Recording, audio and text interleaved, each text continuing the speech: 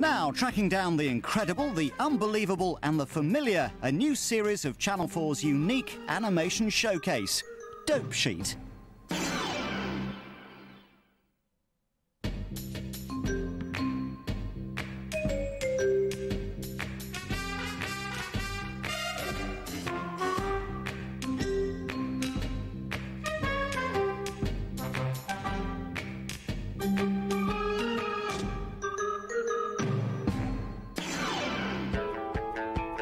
Welcome back to the third series of Dope Sheet, where animation meets its makers. On Dope Sheet tonight, we meet the man who put the wind into Windy Miller. We stop some frames with Britain's animation avant-garde, and we drop a school trip to Switzerland. But first, Dope Sheet logs on to the internet legacy of South Park. Previously buried in late-night TV and obscure festivals, animated shorts have found a platform. The internet isn't just groovy and modern, it's ideal for animation distribution. South Park sparked it off. The series began as a humble internet Christmas card, the spirit of Christmas. I've got mail! I think it was Universal Studios executive said, hey, I want to send a really original Christmas card to my 100 friends in the industry. So he had these two guys make this animation, and he made video cassettes of it and he sent it as a Christmas card. And then it was posted on the net. The net really made it even larger phenomenon. Wait a minute. What? Aren't you Jewish, Kyle? Yeah, I think so. Dude, Jewish people don't celebrate Christmas. The Spirit of Christmas was one of the first things that we saw online and were blown away by. It wasn't designed for the web. It's a television show that they couldn't get any access for. But the fact that you could have Jesus fighting Santa Claus and calling people pig fuckers. Go, Santa! Go, Jesus! It did inspire us a lot. Escape is our only chance. Oh no! Oh my God, they killed Glenny. Wembley Park initially came from a website that we started during the World Cup. The very reason was that all the websites that were being launched during the World Cup we found a bit dull. Guys, at the time, South Park was really hot. It just sort of popped up as an obvious idea to do. An alien! South Park showed that quality necessarily of the drawing doesn't matter as long as the story is good. Hey, look, I'm spinning. Okay, joke over. And that, I think, is the key thing about Flash animation, is that it doesn't look as good as cell animation. It doesn't have the fluidity because it's very few frames a second. It's very chunky. If you've got a very good concept and a good creative sensibility, don't necessarily worry about your drawing skills. You can use digital techniques. Fish Bar takes place right here behind me. Excuse me. Pardon me. Yeah. It's about two fish, Tommy and Donnie, and they just sit at the bar and they have some beer and they sit around. Evil babies? Yeah, seems them evil babies disguise themselves like a sandwich. Sandwiches? Yeah. What kind of sandwiches? Ham, mostly. Says they turn themselves into ham sandwiches and wait for skiers. Around the bar, all these weird things are going on. There's two French fish that are identical to Tommy and Donnie that lurk about inside the Spy Cow, state-of-the-art investigative cattle. No one's really sure what's going on.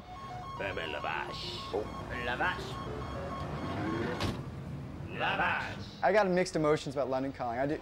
I do the voice for the Queen. We are very, very, very bored. How bored are you? Are you challenging me? I dare you! She's a very slutty, drunk, bored old woman. It's a little bit embarrassing to sit there in front of the mic and be like, you know, oh, I'm so hot, it's so hot in here. You should take off your shit. Those were the days sailors running around everywhere in tight pants. Fornicating with Navy seamen. What kind of woman are you? Oh, we are so Laurence Olivier. No, you are not. Are you challenging me? I dare you.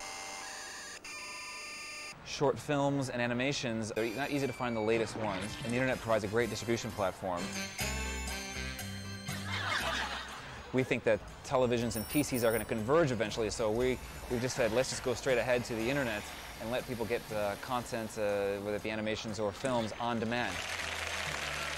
I would be foolish to say that we've figured out the business exactly the way it's going to be. I think that in the next 5 years, the internet's going to be pretty ubiquitous. Because we have these great short films, you might have your little phone that will show a film on there. You'll get your daily little animation will come onto your phone. You might see it in elevators and retail stores. I mean, it's kind of a scary world in some ways that you walk into your car and there's your screen talking to you or something, but I do see all that happening. Is the web going to change the way content is delivered and gotten from artists to the consumer? I think, yeah. When you have a show like Seinfeld, the people who make the show will make the show, and then people can come watch it. You'll buy it directly from the producer, is sort of what I think is going to happen. They call it the internet. I reckon it might catch a dolphin. The internet hasn't made cameras redundant, yet. There are filmmakers who still lavish time and energy on their own personal projects, working with their hands and putting new spins on traditional processes, toiling in solitude with a minimum of funding. Their work is often the research and design for mainstream hits of the future.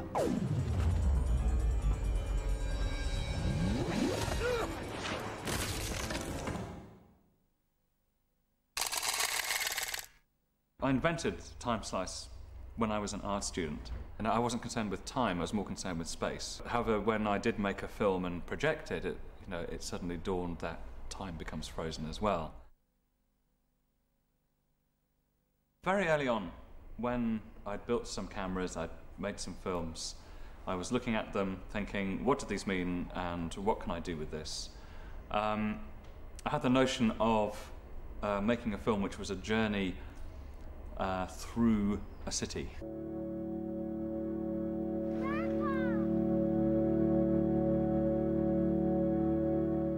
And it's actually been the fact that the technique has become very popular in commercials and pop videos and in feature films that has brought in enough money for me to be able to create a production company and a facility to be able to make the film.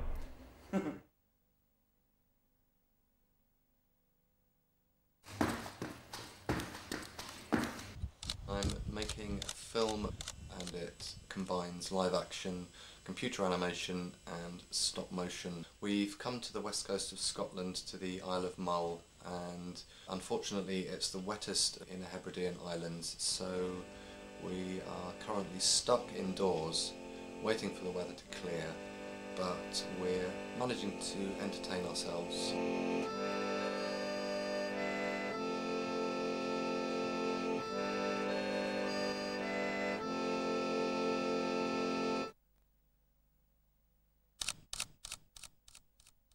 I wanted to do a film in the sort of 1940s Georgian style, in the Gainsborough Pictures look, that sort of Margaret Lockwood style with all bowed lips and eyebrows and cartouches and roses. I shot Mia first as live action and then projected it on the 35mm stills projector. I'd shoot one frame, change the shape, shoot another frame, and it took a very long time to build up this flow of changing images, but it gave the impression that it was a live action shot, but that the edge of frame was constantly changing.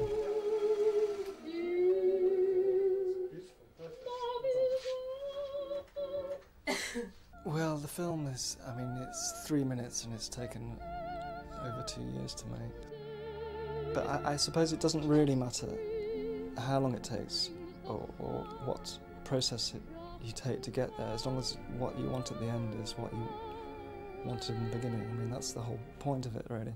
I mean, yes, you've got ultimate control over it. That's what I liked about shooting Mia first. You can shoot it slow motion, you can shoot it through shapes, you can do anything you want to it.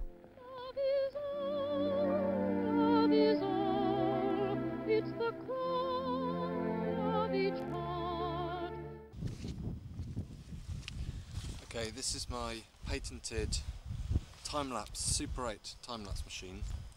Got a Super 8 camera, set it on run lock, plug in your time-lapse box, take them together, turn it on, and away it goes.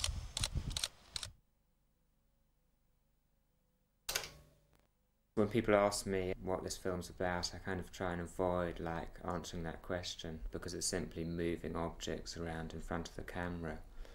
And unlike pixelation, which normally moves objects so they look like they're animated and have a life, these objects stay where they are and they just change.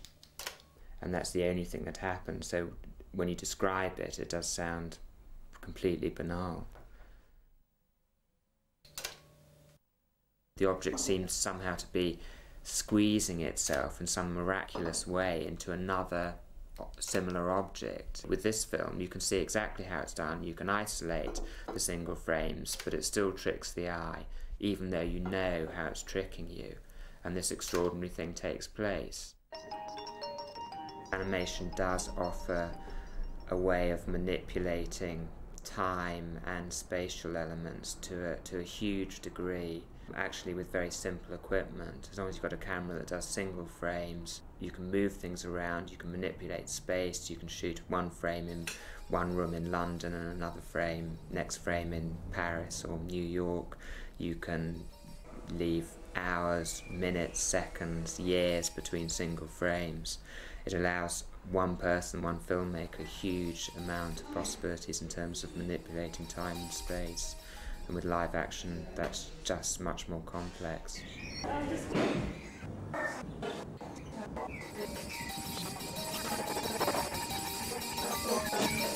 We're taking a time-lapse of Joost. He's staring in a doleful way at the moon. And we've got a time-lapse going. I guess he might have to stand there for about an hour, I guess.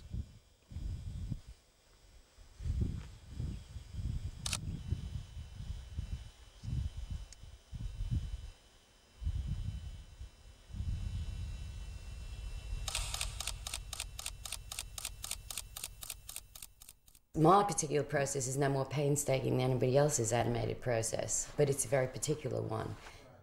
I make a mark, I press a button and take a shot. I make a mark, take a frame, make a mark, take a frame. So when you're doing animated film, you don't. It's a no-no to shoot in variable light, for the obvious reason that you won't be able to see the movement that's normally there in an animated film if the light's changing all the time.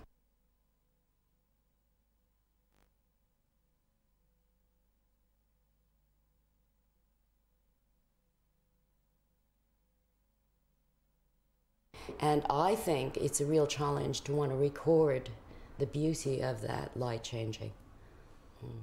The process of watching the light go by, the process of judging the right exposure, the process of being in a space, and the very process of drawing, being conscious of it, setting up a situation in which you watch yourself at the same time as you're doing it, I find an extraordinarily rich experience. We've come to the Isle of Staffa, which is famous for Fingal's Cave. We're hoping to do some time-lapse here and develop the idea of Joost standing looking out into voids.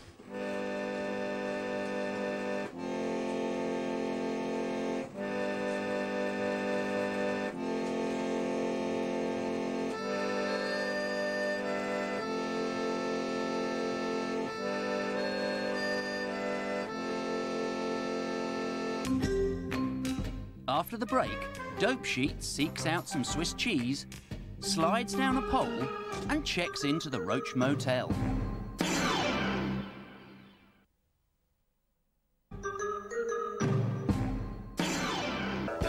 As part of our commitment to education and the future, Dope Sheet regularly invites an animation student to take a trip abroad and seek out new life and new animations. This year, the country is Switzerland, and the student is Jim Lefebvre from the National Film and Television School. Welcome to Switzerland. Bienvenue en Suisse. Willkommen in der Schweiz. Benvenuti in Switzerland. Switzerland is a melting pot of Italian, German and French cultures. There must be more to Swiss animation than just Pingu.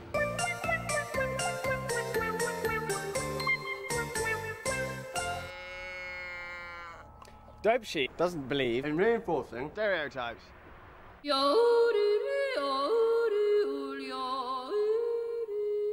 I haven't just come here to take the piece. I'm on a serious mission to meet some of the key players in Swiss animation. Switzerland may be neutral, but are its animators? Dope Sheet made me walk all the way to Nag and Surge's house. Nag and his wife Giselle had a long and fruitful collaboration using the unusual method of animation à poudre, sand. This is the home of Nag and Surge, the grandfather of Swiss animation. Quite excited to meet him. He's a bit of a character, apparently. So, Bonjour. Hello? Moi, c'est Georges. Je suis Jim. Ah! Bonjour. I am glad to see you. Yes. Only, perhaps, The important stuff. Here is the animation table. It's a petit cinéma. Salle de cinéma. And these are all your films? Steinbeck. You have everything here? Yes. You are totally independent? Yeah. Moi, j'ai eu une formation d'ingénieur mécanicien. Ouais. Ma femme aussi vient de l'extérieur, elle était pharmacienne. Les deux choses ensemble conduisent au cinéma, parce que tout mène au cinéma. Hein? Ouais.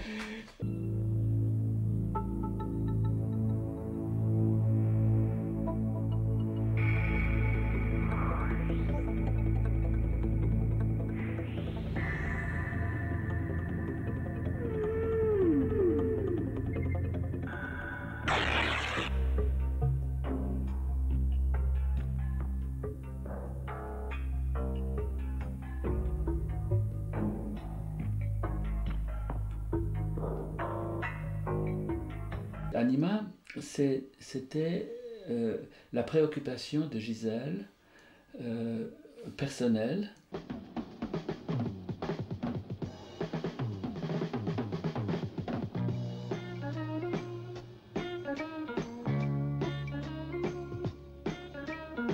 Pour me faire savoir ce qu'elle était, elle, ce qu'elle vivait après 20 ou une vingtaine d'années de mariage. Elle a mis dans ce film toutes ses préoccupations féminines.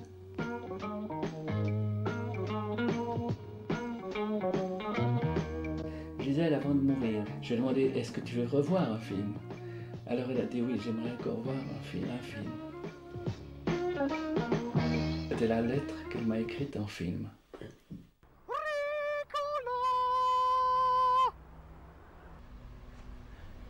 Next up on my itinerary were Georges Schwitzgebel and Claude Lhuillier, two of the country's most prolific auteurs.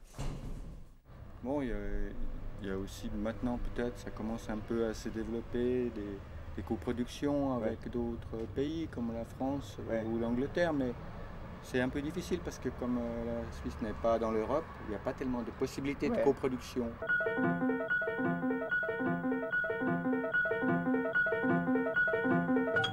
Dans les films de Claude comme dans les miens, c'est vrai, la musique est très importante, ou même les bruitages, le son. C'est une partie du film. J'avais pas envie de faire une histoire, j'avais envie d'abord d'attacher de l'importance au dessin. C'était la structure du film qui devait être une fugue. C'était ça l'idée.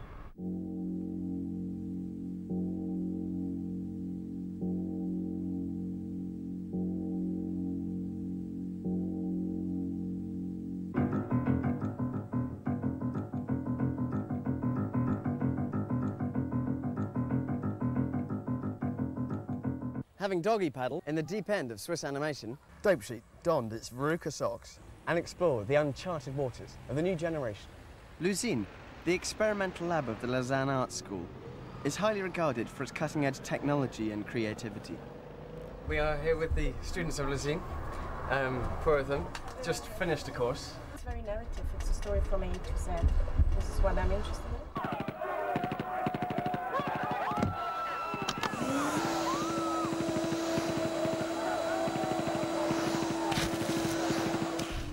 Là, j'ai fait trois courts-métrages, puis j'ai fait le dernier en 3D. Puis chaque fois, c'est des trucs assez courts, un peu tragicomiques. Moi, ce que j'ai fait, c'est un film avec des images plus ou moins abstraites sur les 4 éléments alchimiques, le feu, la terre, l'eau et l'air.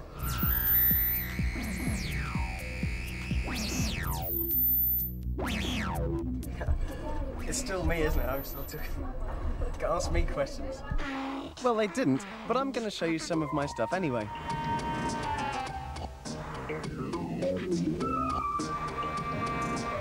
So, here I am, in the spa town of Baden, home of Fantoche, one of the most cultural animation festivals in the world. But first, a quick word from the mayor. I'm the mayor of Baden. The Fantoche Festival is in its 3rd year, For 1 week, animators and audiences engage in intense screenings and discussions of a diverse thematic programme ranging from art and animation to jazzatunes. I attempted some smoozing at the Fantoche opening ceremony and ran into this lady, Isabelle Travers. Alors, j'ai essayé de faire une histoire en racontant en genre de loop, de surprendre le public avec une fin, mais qui recommence de nouveau au début. Ouais. The director of Carcass et Crustas, Zoltán Horváth, is one of the rising stars of Swiss animation. I'm just about to go off and meet him. Zoltán? David, right. Your film, can you briefly describe it? Yeah, okay, well, basically we were expecting to face a lot of technical problems, like the blue screen, or how we were going to do the computer animation and kind of stuff. And we were surprised in the sense that we didn't really have that many technical problems. We had a lot of aesthetical problems.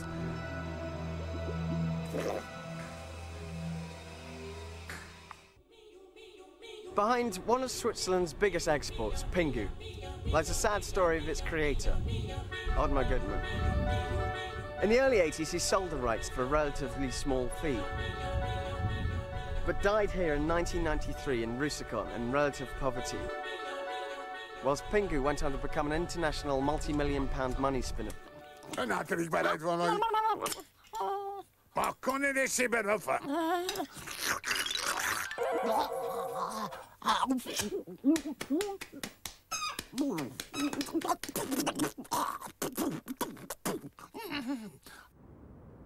Well, it's goodbye Pingu and goodbye Switzerland. It's been great to meet you all, and if I'm still making films at Nagan Surge's age, I'll be happy.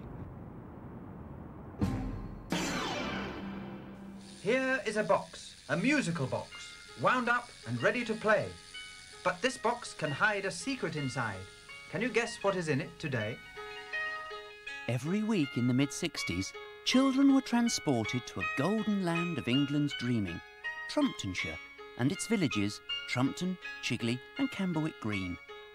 Dope Sheet visited a similar vale of tranquility, Bexhill-on-Sea, to meet Trumptonshire's benign creator, Gordon Murray. Hello, Gordon. I've always been potty on puppets. Fortunately, the BBC very kindly invited me to be a puppet producer for children's television. And I enjoyed myself for 10 years.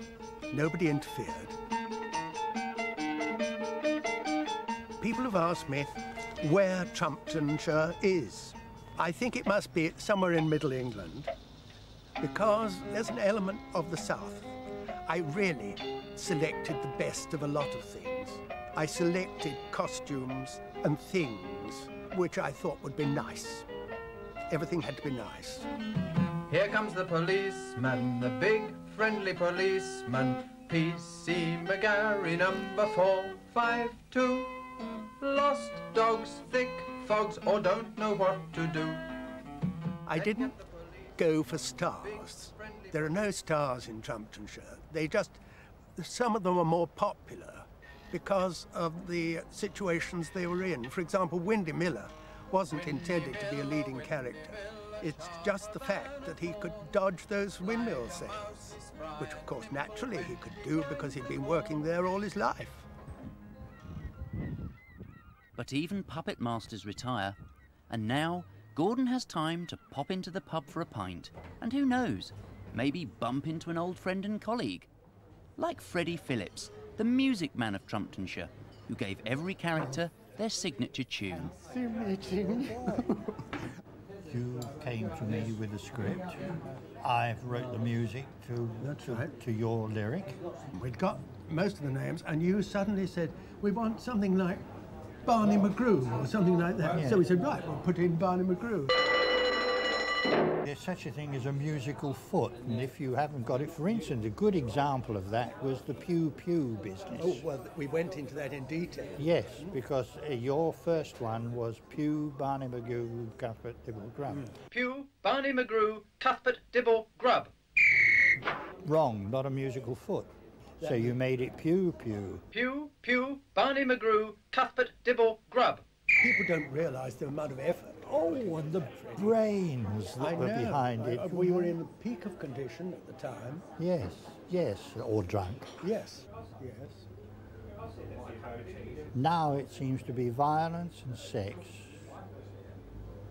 The charm has gone out of children's. They grow up too quickly. Well, they don't really grow up, do they? They're forced up. Oh, Captain Snort, please, Captain Snort, could one of your obliging boys take baby home to Mr. Honeyman? He'll be in the shop. That is kind of you. Thank you so much.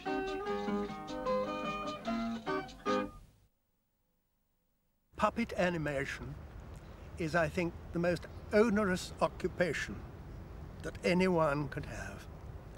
It is soul-destroying.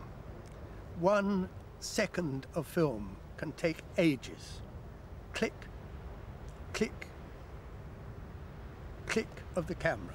And when you've got 25 of those clicks, you have 1 second of finished film.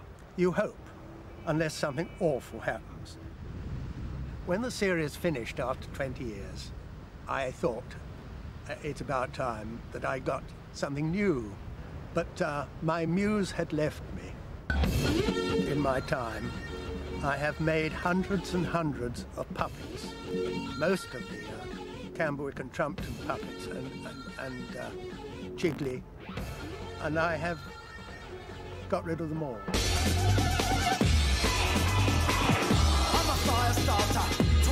I had no sentiment. I burnt them on a bonfire.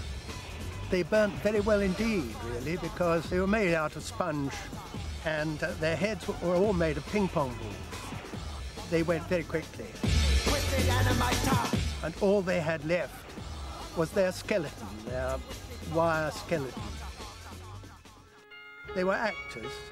They'd done their job. I had no feelings about it. We all come to an end sometime.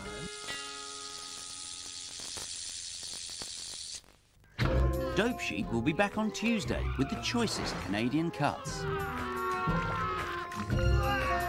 The Fabbest 4. The cream of comics. Whoa.